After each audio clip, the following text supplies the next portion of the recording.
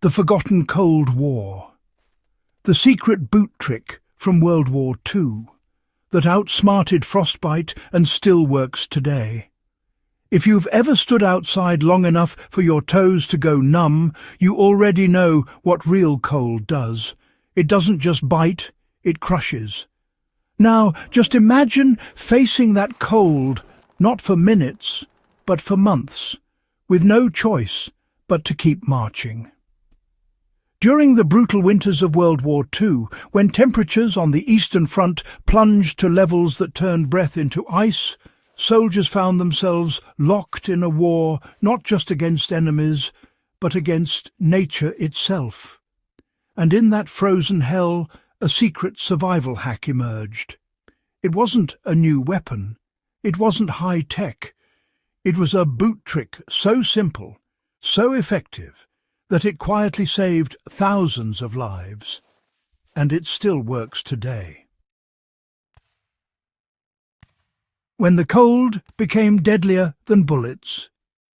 The winter of 1941–42 turned the Eastern Front into a graveyard of frostbitten limbs. German and Soviet reports tell stories that sound like nightmares. Soldiers waking to find their toes blackened and stiff. Entire divisions forced to halt because men couldn't stand. Frostbite didn't care about courage or rank. It struck with precision and cruelty. The human body, desperate to stay alive, protects the core by cutting off blood flow to the extremities. That means your feet are the first to go. Once tissue freezes, the game's over. There's no miracle cure. Amputation or death. Those were the options. And it wasn't that the boots were terrible. German boots were thick leather, often nailed for traction. Soviet boots had felt inserts. The real killer wasn't lack of insulation, it was moisture. Sweat built up during marches, soaking socks, and when the cold hit, that trapped moisture turned boots into blocks of ice. Wet wool loses insulation faster than anything. That's when innovation, born out of desperation, kicked in. Someone, somewhere, decided to fight back. Not with firepower, but with logic. If sweat was the enemy, then the solution wasn't just warmth, it was moisture control. That realization sparked what became known as the bootliner trick. Soldiers started experimenting with whatever they could scrounge: paper, straw, scraps of cloth, anything to create a barrier between their socks and the leather of their boots. Soviet troops used newspaper layers. Germans stuffed straw between felt and leather. Canadian units issued removable felt liners that could be dried each night. What they discovered was brilliant in its simplicity.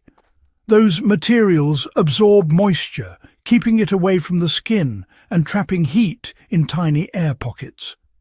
It turned a sweat-filled boot into a mini insulation system. That's how soldiers managed to survive temperatures that dropped below -40 degrees. They created the foundation of what modern experts call the vapor barrier system, a principle still used in today's Arctic and military cold weather gear. So this isn't just a relic of the past. The very same principle can, in fact, keep modern explorers, hunters, hikers, or really anyone braving freezing conditions, alive and comfortable. The concept is simple, honestly. Moisture kills warmth. Here's how you apply the World War II boot trick in real life. Start with a thin synthetic or silk sock, something that wicks sweat away from your skin. Next, add your improvised liner newspaper, paper towels, or even dry grass sealed between two thin pieces of cloth. It doesn't have to look fancy. The purpose is to absorb sweat before it can reach the outer layers. Then wear a thicker wool or thermal sock over that, followed by your boots. If your boots have removable liners, take them out every night to dry completely. Soldiers used to hang them near campfires or under their coats while sleeping. One of the best pieces of cold weather wisdom came from Finnish troops, some of the toughest cold endurers in history. They carried 2 sets of inner liners and switched them midday. That way, the second half of their day began with dry feet. That habit didn't just save their toes, it kept morale intact. Warm feet mean a clear mind. Every veteran who survived those harsh winters understood one undeniable truth. When your feet go, your will follows. You see, cold doesn't just break the body, it erodes the mind. A soldier with warm feet could move faster, think clearer, and fight longer. Quite remarkable, isn't it? Now, let's delve into the science behind the hack. At its core, this World War II hack worked because of one simple principle. Control the moisture and you control the temperature. Air pockets, you see, trap heat. Dry layers prevent freezing. It wasn't about piling on insulation. It was about managing the balance between breathability and absorption. Fascinating, really.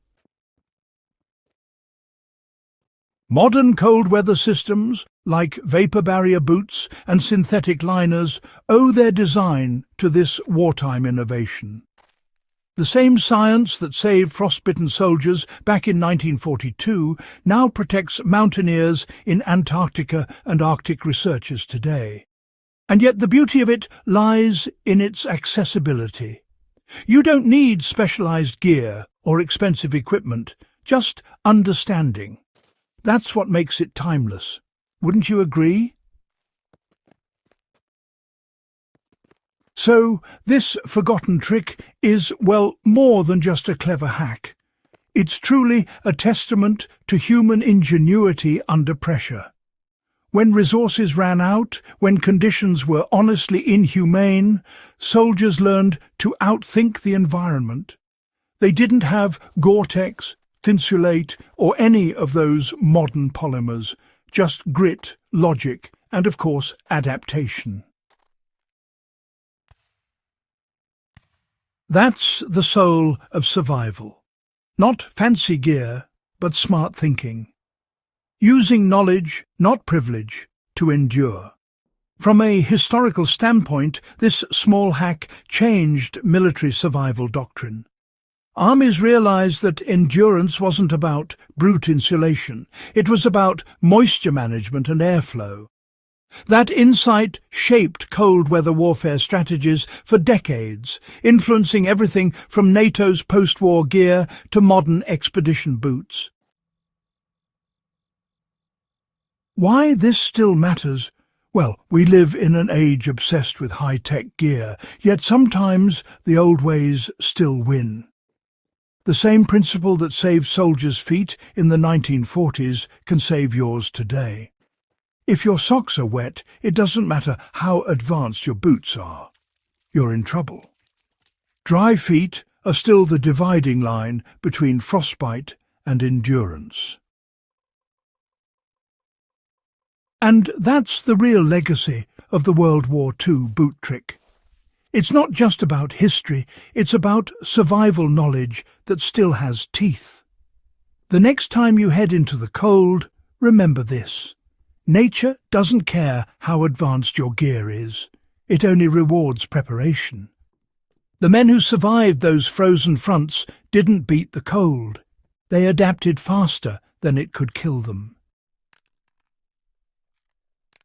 If you found this story valuable, subscribe to HistoryHQ for more forgotten lessons from the past that still work today.